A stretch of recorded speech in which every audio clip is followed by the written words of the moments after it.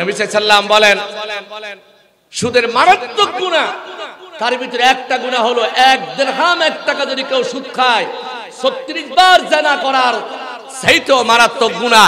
কিন্তু আমাদের দেশে দেখা যায় কোন ছেলেবেলে যদি ইফতিজিং করে রাস্তার ধারে যারা সুদখোর ঘুষখোর সমাজে প্রতিষ্ঠিত মুখোশধারী এরাই কোন ছেলে যদি আল্লাহ না করুক ইফতিজিং করে তাদেরকে 4-5 জন সুদখোর মিলা মারে। কথা বলে ঠিক কি না? আরো জোরে বলে ঠিক কি না?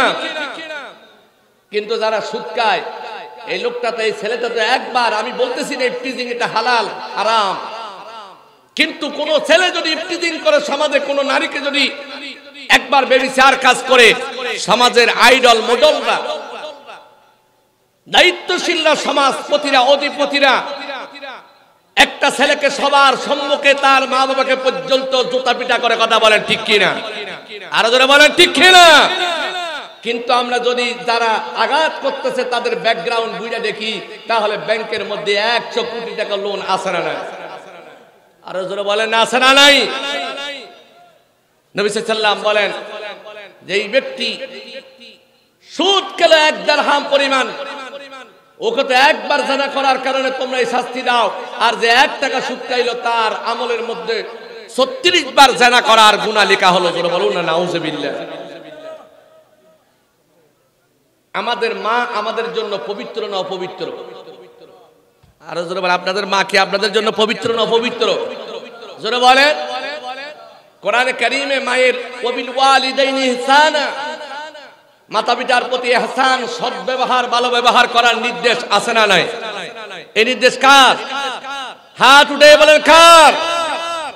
আল্লাহ রাব্বুল আলামিন বলেন ওয়া ওয়াসাইনাল ইনসানা বিওয়ালিদাই, আমি সন্তানদেরকে নির্দেশ দিয়েছি বুড়া বুড়া মা বাবাগুলোকে খেদমত করার, তাদের ভরণ পোষণ দেওয়ার, তাদের ঔষধ তাদের খোঁজ খবর রাখা, শীতের দিনে গরম পানি, গরমের দিনে ঠান্ডা পানির বাতাসের ব্যবস্থা করা।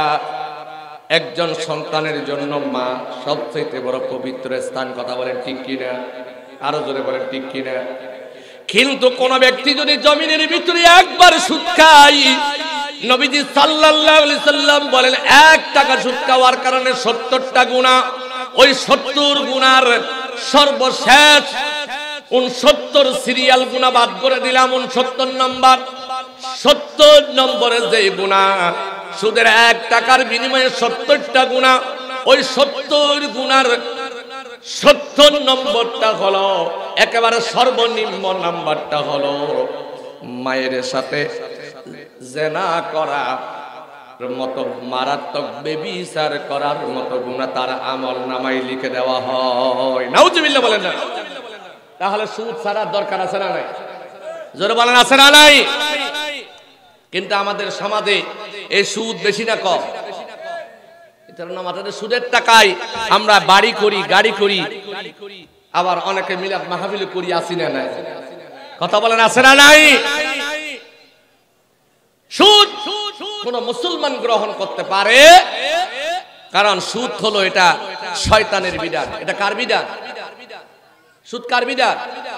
শয়তান কি আমাদের বন্ধুরা শত্রু? আরো জোরে বলেন। এই বেড়ায় আমাদেরকে জান্নাত থেকে বাইর করে দুনিয়া আনছে, তাহলে এই বেড়া কি আমাদের শত্রু না বন্ধু? জোরে বলেন। তা আমরা বন্ধুকে ফলো করি, আমরা শত্রুকে ফলো করি না। আল্লাহর হাবিব সাল্লাল্লাহু আলাইহি সাল্লাম বলেন তোমাদের জন্য নির্দেশ হলো কখনো কোন অবস্থায় সুদ খাওয়া যাবে না। ইয়ামহাকুল্লাহুর রিবা ওয়া ইউরবিস সাদাকাত ওয়াল্লাহু লা ইউহিব্বু কুল্লা কাফফারিন আসিম। আল্লাহ রাব্বুল আলামিন বলেন আমি আল্লাহ সুদকে চিরস্থায়ীভাবে হারাম করে দিলাম, আর তোমাদের জন্য সাদাকা দেওয়া আমি আল্লাহ উত্তম আমল হিসেবে গ্রহণ করে নিলাম। যারা বলেন সুবহানাল্লাহ। এই রমজান আসতেছে, আমার জানা মতে এমন অনেক হাজি সাহেব আছে সুদের যে ইন্টারেস্ট গুলো ব্যাংকের মধ্যে জমা হয় ওই টাকাগুলাই তারা যাকাত হিসেবে দেয়। আছে না না? জোরে হয় না? আছে না নাই? এই জন্য শয়তান দিয়েছে সুদের বিধান। আল্লাহ দিয়েছে যাকাতের বিধান, শয়তান দিয়েছে সুদের বিধান। আল্লাহ দিয়েছেন যাকাত, যাকাত যাকাত যাকাত, মানবতার জন্য নাজাত। সুবহানাল্লাহ বলেন না। আবার আমাদের দেশে যাকাত দেখি রকম, যাকাত আসে কোটি টাকা, 2-4-5 লক্ষ টাকা দিয়া, ফেসবুকের মধ্যে কয়েকটা ছবি দিয়া, প্রয়োজন মিডিয়াগুলো সামনায় না। আমাদের দেশে অনেক শিল্পপতিরা যাকাত দেয়, এমন আছে না নাই? জোরে বলেন আছে না নাই? যাকাত হলো পবিত্র একটি, আপনার সম্পদকে পবিত্র করার একটা মাধ্যম। আর সুদ হলো আপনার যত জীবনের অর্জন আছে, এখানে শ্রমের, রক্তের, ক্ষেত কামার, কৃষক, আপনার কৃষি পণ্য, আপনার ব্যবসা বাণিজ্য সবগুলোকে অপবিত্র করে দেওয়ার একটা মাধ্যম হলো আমার বন্ধুগণ সুদ। কথা বলে ঠিক কিনা? আরো যারা বলে ঠিক কিনা? আল্লাহ দিয়েছেন যাকাতের বিধান, শয়তান দিয়েছে সুদের বিধান। যাকাত যাকাত যাকাত, মানবতার জন্য নাজাত।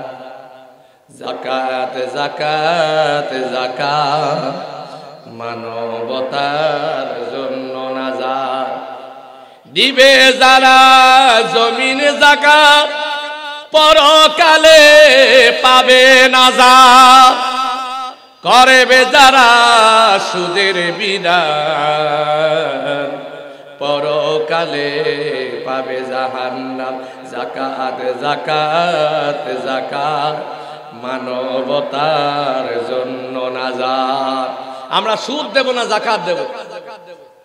আরো করে বলেন, সুদ খাওয়া যাবে না।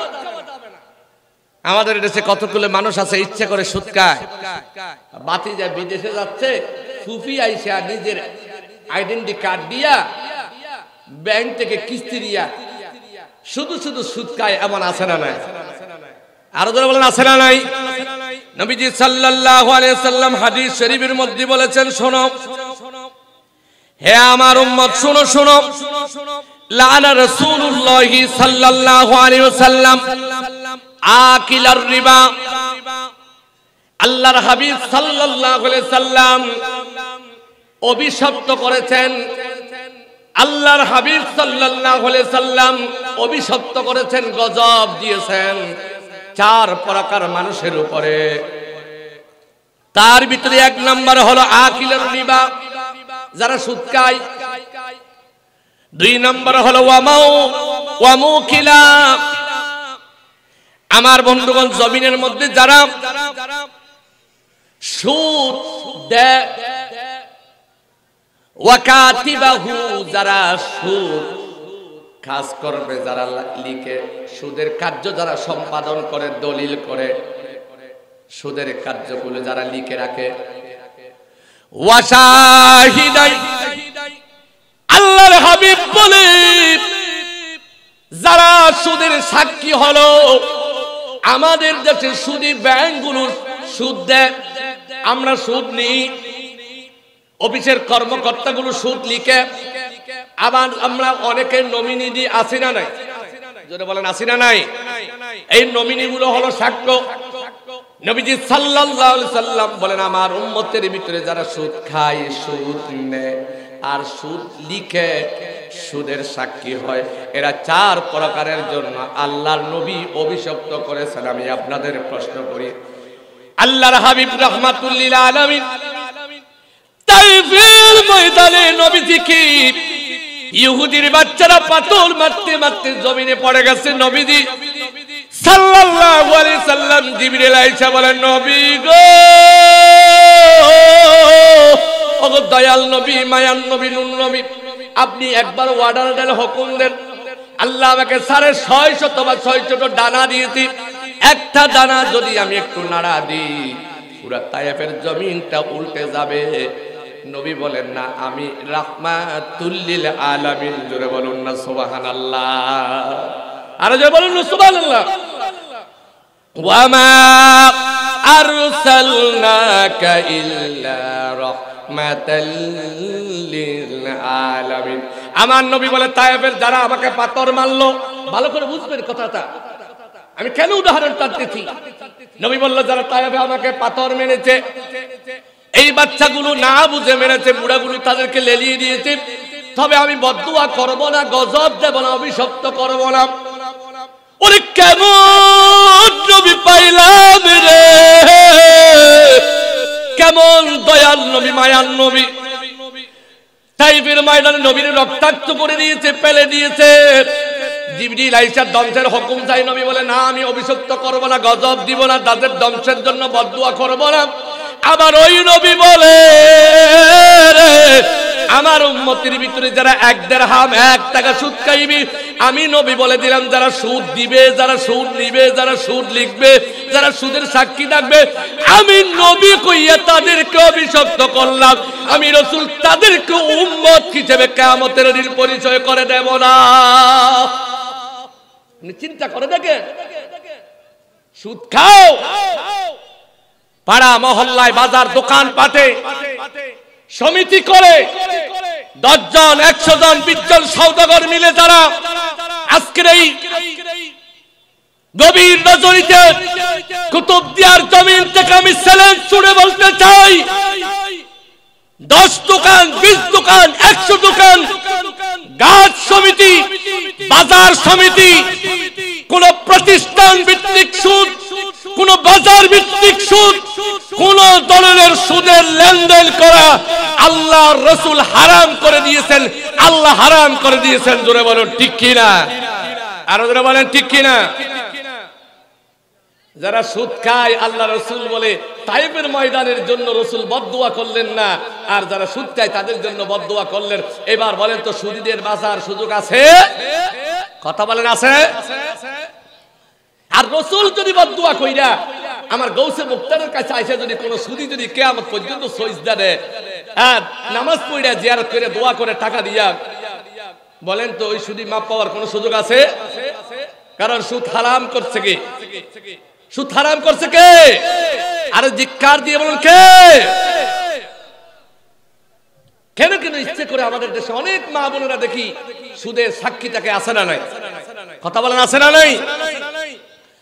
আমাকে দ্বিতীয় যে বিষয়টা দেওয়া হয়েছে আর বলবো না, আমাকে বলা হলো ঘুষ। ঘুষ আমাদের দেশে আছে না নাই? জোরে বলেন আছে না নাই?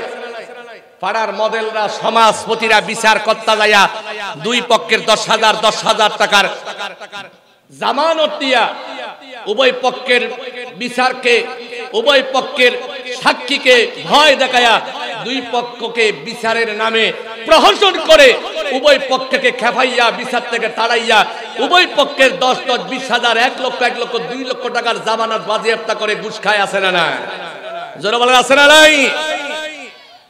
অফিসের মধ্যে চাকরিতে ঘুষ আছে না নাই? জোরে বলেন আছে না নাই? 30,000 টাকা বেতনের জন্য 3 লক্ষ টাকা ঘুষ দিতে হয়। আমার দেশের অনেক ভালো ভালো গ্রাজুয়েট, ভালো ভালো ছাত্রগুলো যেখানে সুদের কারণে এবং ঘুষের কারণে চাকরি পায় না, আল্লাহর রাসূল বলে আমার আল্লাহ নিষেধ করে দিয়েছেন কোন মুমিন মুসলমান 1 টাকা 1 পয়সা অহেতুক কারো আত্মসাৎ করতে পারে না। ঠিক কিনা জোরে বলে। এরপরে আমাকে বলা হয়েছে মদের ব্যাপারে। মদ আমাদের দেশে আছে না নাই? কথা বলেন না কেন, আছে না নাই? আল্লাহ রাব্বুল আলামিন বলেন ইন্নামাল খামরু ওয়াল মাইসিরু ওয়াল আনসাবু ওয়াল আজলাম। আল্লাহ বলে ও আমার মুমিন বান্দারা, আমি তোমাদের জন্য মুমিন, তোমরা পবিত্র।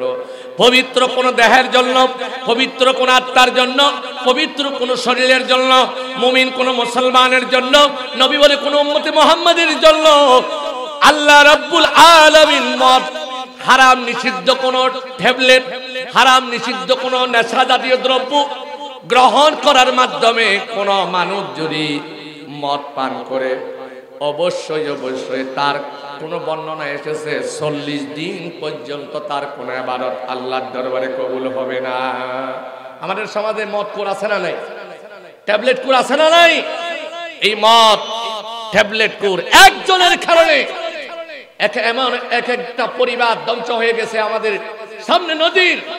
শুধু পরিবারের মধ্যে বাবা নামাজি, মা নামাজি, বাবা অলিভক্ত, মা অলিভক্ত, কিন্তু একটা সন্তান, আমরা 2, 4, 5 সন্তানের ভিতরে একটা সন্তান শুধু একটুকু মদের বোতল ধরেছে আর ট্যাবলেট ধরেছে, ইয়াবাখোর হয়েছে। পুরা পরিবার সমাজের মধ্যে লাঞ্ছিত, বঞ্চিত, দীক্ষিত এমন পরিবারও আমাদের দেশে আছে না নাই? জোরে বলেন আছে না নাই? আবার তো আমরা যারা শুধু মদ খাই বা ট্যাবলেট খাই তাদের ঘৃণা করি, কিন্তু ইনডাইরেক্ট ভাবে যারা ট্যাবলেট পাচার করতে সহযোগিতা করে, ট্যাবলেট যারা উৎপাদন করে, মদ যারা উৎপাদন করে, নেশাদ্রব্য জিনিস যারা বিভিন্ন অনুষ্ঠানে পরিবেশন করে, বিভিন্ন দামি দামি হোটেলে যারা এগুলা পরিবেশন করে, আমরা তাদেরকে মোটেও কিন্তু মুখোশের আড়ালে তাদেরকে ভদ্র মানুষ বলি। কিন্তু যারা মদ খায়, যারা ট্যাবলেট খায়, সমাজের ছোটখাটো ছেলেগুলোর চাইতেও বড় মারাত্মক হলো সমাজের অধিপতিরা যারা মদ এবং ইয়াবা টিমলি বিক্রিতে সহযোগিতা করে আছে না নাই? এই দেশের অল্টু মল্টু সল্টু, এই দেশের বেল্টু আর সেন্টু, আবার বন্ধুগণ ট্যাবলেটের গ্রানও পাবে না এই দেশের সমাজপতিরা, এই দেশের তথাকথিত রাজনীতিবিদরা, এই দেশের বুদ্ধিজীবীরা, এই দেশের যারা মডেল, এরা যদি একদিনের জন্য সারা বাংলাদেশের মধ্যে প্রশাসনকে সহযোগিতা করে যে এই রাস্তা দিয়া বা ওই জায়গা দিয়া কখনো কোনো অবস্থায় 1 সপ্তাহ পর্যন্ত ট্যাবলেট প্রচার করা যাবে না, বলেন তো একদিনেই এই দেশ থেকে মদ এবং ট্যাবলেট কোর বিদায় হবে। কথা বলেন ঠিক কিনা? আরো জোরে বলেন ঠিক কিনা? এই জন্য আমার ভাইরা মদ খাওয়া যাবে, আরো জোরে বলেন মদ খাওয়া যাবে। যেই মদ খেলে মা আর ছেলের মা, আপনার মা আর আপনার সন্তানের মা, দুইজনের চেহারা একই দেখায়, বলেন তো ওই মদ খেলে কি মানুষের ঈমান থাকবে? জোরে বলেন। এই যে সামনে লাইলাতুন নিসফি মিন শাবান আসছে, লাইলাতুল মুবারাকা বরকতমণ্ডিত রাত আসছে, হাদিসের রেফারেন্স তো লম্বা হয়ে যাচ্ছে, সময় স্বল্পতা, ঘড়ির কাঁটা ঘুরতেছে বাজার। যত যুবক, যত অর্ধবয়স্ক মুরব্বী বাবারা এখানে আছেন, আপনাদের হাত পায়ে ধরে সর্বশেষ গৌসে মুখতার বাবাজান কেবলার দরবার থেকে একটা শেষ মেসেজ আপনাদের জানিয়ে দিতে চাই। আপনি যদি কোনো অবস্থাতেই যদি আপনার পরিবারের মধ্যে যদি একজন ওলি বানাতে চান, আপনার পরিবারের মধ্যে যদি গৌসে মুখতারের একজন ভক্ত, একজন অনুরক্ত, আপনার পরিবারে একজন হাফেজে কোরআন, আপনার পরিবারের মধ্যে একজন আলেম হোক, আপনার পরিবারের মধ্যে একজন জানাজা দেওয়ার, কবরে লাশ রাখার লোক হোক, মসজিদের ইমাম খতিব হওয়ার লোক হোক, এমন যদি আপনি আল্লাহর কাছে চান, তাহলে আপনার রক্তে জীবনে কোনোদিন 1 টাকা সুদ ঢুকতে পারবে না। আপনার শরীরের মধ্যে 1 টাকার ঘুষ ঢুকতে পারবে না। আপনার শরীরের ভিতরে কখনো কোনো অবস্থায় কোনো নিষিদ্ধ নেশা জাতীয় ট্যাবলেট বা মদ আপনার রক্তের মধ্যে ঢুকতে পারবে না। এই অবস্থায় যদি আপনার শরীরের মধ্যে যদি 1 টাকার যদি সুদ থাকে, 1 টাকার পরিমাণ যদি ঘুষের টাকা থাকে, 1 টাকা পরিমাণ যদি আপনার কাছে যদি নেশা বিক্রির বা নেশা খাওয়ার রক্ত যদি আপনার শরীরে ধমনীতে বহে, তাহলে কিয়ামত পর্যন্ত আপনার পরিবারের মধ্যে কোনো আলেম হবে না, বরং আলেম হলেও তার কাজকর্ম জাহেলের মতো হবে। আছে না নাই? আরো জোরে বলেন আছে না নাই? এই জন্য আমার ভাইরা, আমরা সুদ খাবো না ছাড়বো? তারা হইতে পারে সুদ খাবো না ছাড়বো? সুদ হালাল না হারাম? আরো জোরে বলেন। ঘুষ হালাল না হারাম? মদ হালাল না হারাম? ইয়াবা ট্যাবলেট হালাল না হারাম? বর্তমান আধুনিক অনেক বিবাহে দেখা যায় উভয় শিল্পপতির বিয়ে, একদিকে বিভিন্ন নাস্তার আইটেম রাখা হলো, আবার রাত যখন বাড়ে তখন সব যুবকদের হাতে হাতে বিয়ারের গ্লাস দেয়। আছে না না? জোরে বলেন। আল্লাহ হারাম করে দিয়েছেন। বাজান, আজকে গৌসে মুখতারের দরবারে গিয়া আপনি হাত থেকে চক্ষু বন্ধ করে ওযু কইরা আপনি একটি দরখাস্ত পেশ করুন নবীর রজনীতে, যে আল্লাহ, আমি ওয়াদা করতেছি তোমার এই মকবুল ওলির উসিলায় তুমি আমারে এই খারাপ নেশা থেকে বাঁচাইয়া দাও। অবশ্যই আল্লাহ সেই দরখাস্ত কবুল করবে, এই বিশ্বাস আছে না নাই? যারা বলেন আছে না নাই? সর্বশেষ শেষ করতেছি হযরত ওমর রাদিয়াল্লাহু তাআলা আনহু, নবীর সাহাবী। এই সাহাবী গরম না নরম? আরো যারা বলেন যে রাস্তা দিয়ে যায় 40 দিন পর্যন্ত শয়তান যায় না। সুবহানাল্লাহ বলেন না? হযরত ওমর রাদিয়াল্লাহু তাআলা আনহু একদিন যাচ্ছেন, খুব সরু ছোট্ট রাস্তা ছিল। হযরত ওমর রাদিয়াল্লাহু তাআলা আনহু যাচ্ছেন, যারা এখনো এই নেশাটা করেন, মদ, ঘুষ, গুনাহ, কবিরা গুনাহ যারা এখনো করেন, যারা এখনো মদ পান করেন, ট্যাবলেট পান করেন, নেশা করেন, না করলেই মাথা উলট পালট হয়ে যায়, আপনার এখনো সুযোগ আছে। আপনি আল্লাহর ওলির দরবারে এসেছেন, আপনি একটু তওবা করেন, কারণ এটার আমার গাউসে মুক্তারের মেজাজ হলো হযরত ওমর রাদিয়াল্লাহু তাআলা আনহুর মেজাজের মতো। কথা বলেন ঠিক কি না? আর যারা বলেন হযরত ওমর রাদিয়াল্লাহু তাআলা আনহু হেঁটে যাচ্ছে, সরু রাস্তা, ছোট্ট রাস্তা, চিপা গলি। অপর দিক থেকে একজন মদকুর, তার হাতের মধ্যে মদের বোতল, সামনের দিকে আসতেছে, হাতের মধ্যে মদের বোতল, সে খেয়াল করে নাই। এই মুহূর্তে হযরত ওমর রাদিয়াল্লাহু তাআলা আনহু আর তার সামনাসামনি মাত্র 40 থেকে 50 ফিট হাত। হযরত ওমর রাদিয়াল্লাহু তাআলা আনহুকে দেখে ওই লোকটা ভয় পেয়ে গেলেন। আশিদ্দাউ আলাল কুফার, গরম সাহাবী হযরত ওমর রাদিয়াল্লাহু তাআলা আনহু। যেই লোকটার সামনে গার তেলা করে চলা যায় না, যেই লোকটার সামনে মিথ্যা বলা যায় না, যেই সাহাবীর কাছ সামনে মদ পান করা তো দূরের কথা, কোনো ব্যক্তি যদি পরিচয় করে এই লোকটা মদ খায়, ট্যাবলেট খায়, তাহলে শেষ। হযরত ওমর রাদিয়াল্লাহু তাআলা আনহু সামনাসামনি মাত্র 40 থেকে 50 হাত দূরত্ব, অমনি সে দেখে অর্ধেক মদ মুখে খেয়েই ফেলেছে, আর অর্ধেক মদ বোতলের মধ্যে। এই মুহূর্তের মধ্যে হযরত ওমর রাদিয়াল্লাহু তাআলা আনহুকে দেখে এইবার লোকটা মনে মনে ভাবে কি করব, সামনে তো ওমর, আর সামনে যদি আমি আগাই, আমার মদের গ্রান আর হাতের মধ্যে মদের বোতল, হযরত ওমর রাদিয়াল্লাহু তাআলা আনহুর সামনে যদি আমি মদদি শরাবখোর যদি পড়ে যায়, নিঃসন্দেহে হযরত ওমরের পিছনের তলোয়ার আমার গর্দানে চলে আসবে। আর হযরত ওমর রাদিয়াল্লাহু তাআলা আনহু এমন একজন সাহাবী, আমি যদি এখন ডানে যাই জিজ্ঞেস করবে আমার সামনে থেকে ডানে গেলি কেন, যদি বামে যাই বলবে বামে গেলি কেন, যদি পিছনে দৌড় দিই হযরত ওমর রাদিয়াল্লাহু তাআলা আনহু ডেকে বাঁচতে পারবো না, কি করব?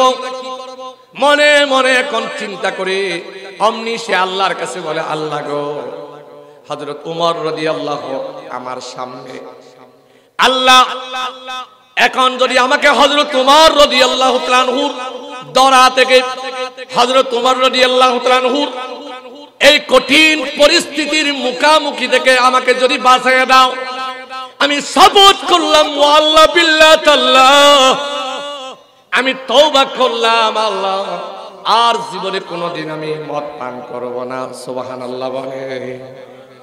এরকম একজন ওমর, যারা এমন মদ পান করে তাদের সামনে পড়ার দরকার আছে না না? জোরে বলেন। এইবার তিনি বললেন যে আল্লাহ, হযরত ওমর এই কথা বলতে বলতে দেরি নাই, মনে মনে কল্পনা আর কি, অমনি হযরত ওমর আর 2-4-5 হাত সামনে হযরত ওমরকে সালাম দিলেন। হযরত ওমর রাদিয়াল্লাহু তাআলা সালাম নিলেন, জিজ্ঞাসা করলেন হ্যাঁ অমুক, কারণ এ টু জেড কোনো নাম বললাম না, কারণ কোনো নাম যদি বলি, শেষ করে দিচ্ছি, কোনো নাম যদি বলি তাহলে এখানে কারণে কারণ আমার সাথে মিলে যাবে। কথা বলে ঠিক কি রে? এ টু জেড কোন একটা নাম বললেন যে হ্যাঁ অমুক নামের লোক, কোথায় যাও, হাতে তোমার কি? এইবার ওই শরাব পানকারী, মদ পানকারী লোকটা আল্লাহ দরবারে বলে, আল্লাহ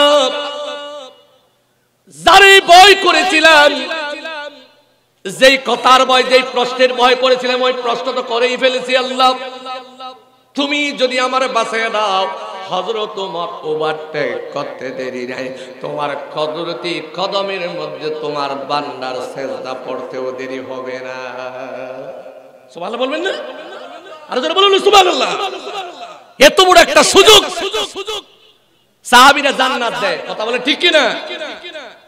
আল্লাহ হযরত ওমর রাদিয়াল্লাহু তাআলা আনহু যদি, আমি যদি সন্তোষজনক প্রশ্ন দিতে উত্তর দিতে পারি, হযরত ওমর রাদিয়াল্লাহু তাআলা আনহুর হাত থেকে যদি আমারে বাঁচিয়ে দাও, আমি তোমার কাছে উমর রাদিয়াল্লাহু তাআলা আনহুকে ওভারটেক করে তার কদম বাড়তে দেরি নাই, তোমার কুদরতি কদমের মধ্যে সিজদায় পড়ে যাব, আর জীবনে কোনোদিন মদ পান করব না। আমার ভাইরা, হযরত উমর রাদিয়াল্লাহু তাআলা আনহু বলে, হযরত উমর রাদিয়াল্লাহু তাআলা আনহু বলে, তোমার হাতে এটা কি? লোকটা মনে মনে ভাবে, ভয় তো যেই কথার ভয় করেছিলাম ওইটাই তো বলেই ফেলেছে। লোকটা মনে মনে ভাবে, বলেন তো তার বোতলের মধ্যে কি? হ্যাঁ, আপনি দুধ বলতেছেন, এটা দুধ না, কিন্তু এখনো কি এটা কি মদ? বলেন এটা কি? আরো জোরে বলেন। হযরত ওমর রাদিয়াল্লাহু তাআলা জিজ্ঞেস করে, তোমার হাতে কি? লোকটা মনে মনে বলবো কি? আল্লাহ কি বলবো? আল্লাহ বলে, ফাতালাক্কা আদামু মির রাব্বিহি কালিমাতিন ফাতাবা আলাইহি। আমি যেমন আদম আলাইহিস সালাতু ওয়াস সালামের কলবের মধ্যে জান্নাত থেকে বাহির করার পর আমার দিকে ফিরে আসার তওবা শিখিয়ে দিয়েছিলাম, ইস্তিগফার আমি শিখিয়ে দিয়েছিলাম, তোমার কলবের মধ্যে আমি শিখিয়ে দিলাম, এই মুহূর্তে এটা মোটেও মিথ্যে হবে না, তুমি বলে দাও, তোমার কলবে জারি করে দিলাম, এটা হলো দুধ। জোরে বলুন না সুবহানাল্লাহ। একটু আগে এটা কি ছিল? কিন্তু হযরত ওমর রাদিয়াল্লাহু তাআলা আনহু এত শান্ত না, এত সহজ পরীক্ষা না।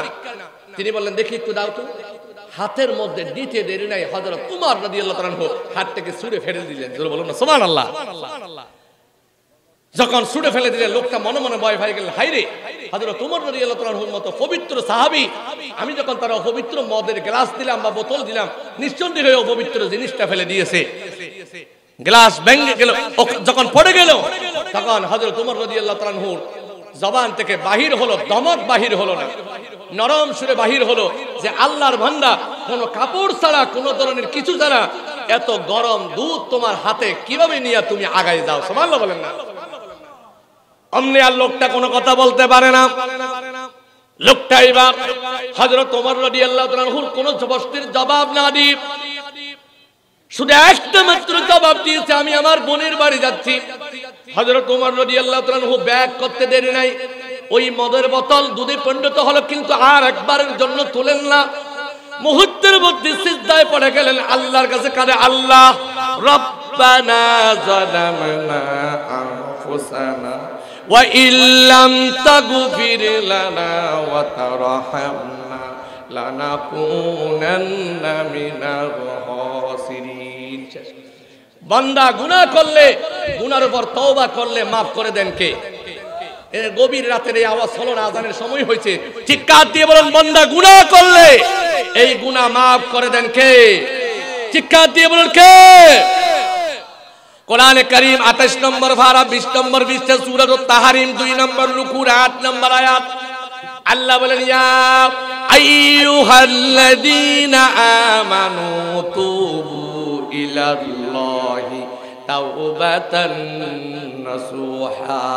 বান্দা যখন এতদিন সুদ খেয়েছে, সুদের ওয়াজ শুই না, সুদের কুফল কি, শাস্তি কি, আজকেই পরিত্যাগ করেছে, আল্লাহ বলে, আমি পূর্বের জীবনের গুনাহ মাফ করে দিলাম। সুবহানাল্লাহ বলেন।